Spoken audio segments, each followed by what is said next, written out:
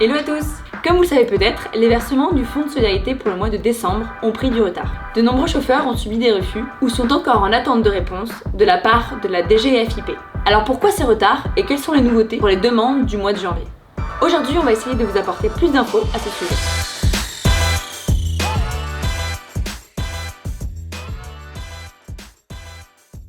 Tout d'abord, concernant les demandes pour le mois de décembre, nous avons constaté que la grande majorité des refus est due au fait que le chiffre d'affaires déclaré par le chauffeur pour le mois de décembre 2019 ne correspond pas à celui qu'a l'administration.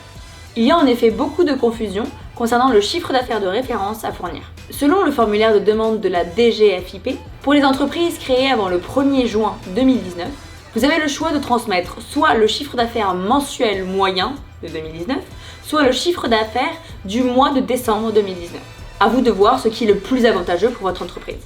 Cependant, pour les entreprises créées après le 1er juin 2019, le chiffre d'affaires de référence à fournir est différent. Pour plus de détails, vous pouvez lire l'article de blog à ce sujet en lien de cette vidéo. Si vous avez reçu un refus non justifié, vous avez deux options.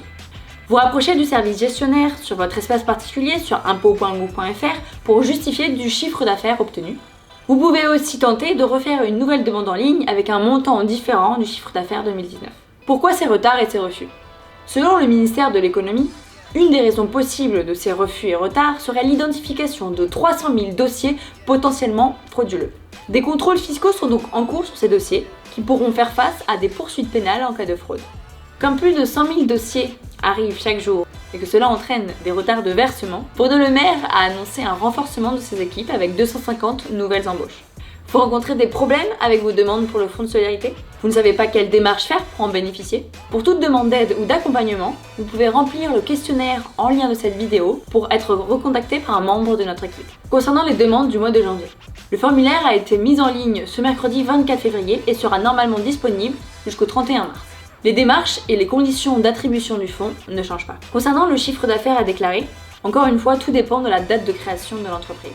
Si l'entreprise a été créée avant le 1er janvier 2019, la référence à prendre est le chiffre d'affaires de janvier 2019 ou le chiffre d'affaires mensuel moyen de l'année 2019. Si l'entreprise a été créée après le 1er janvier 2019, la référence du chiffre d'affaires à prendre en compte n'est plus la même. Consultez notre article de blog pour plus de détails. Et sinon, pour plus d'infos, rendez-vous sur blog.itch.com et nous on se retrouve très bientôt pour une nouvelle Minute Itch.